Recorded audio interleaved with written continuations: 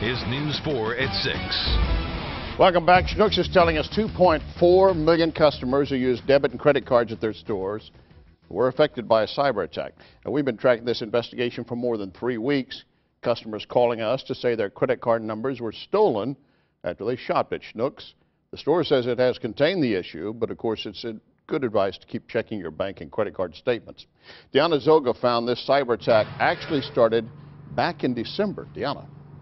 Larry, you know, that is the information that Schnucks gives us today. The grocery store chain also released a list of potentially affected stores. We're talking about 79 of its 100 stores. Schnucks is also now the defendant in a class action lawsuit. The plaintiffs say that Schnucks took too long to address the problems and notify customers. You know, Schnucks says it initially learned of issues with card fraud on March 15th. We first began reporting the issues on March 21st after customers contacted News 4.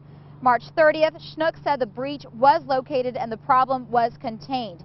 Now, there is a chance your card number is still out there in the hands of criminals. We've heard from Schnucks, area banks, credit unions who are all saying you need to keep checking your bank and credit card statements for any signs of fraud. In this particular case, the financial institution is a victim as well. So what we want to do is basically work with that consumer to make sure the situation is rectified. So if you have a concern, please call your financial institution, monitor your account, and be very proactive in getting it fixed. Is it a good idea to proactively or preemptively go ahead and get a new card just in case? Well, it's totally up to the consumer. If that eases their level of their peace of mind, that's totally up to them. If you see any issues, if you see any fraud on your card, contact your bank or credit card company immediately. Follow their instructions to document what's happened to make sure that you are personally not out any money in this.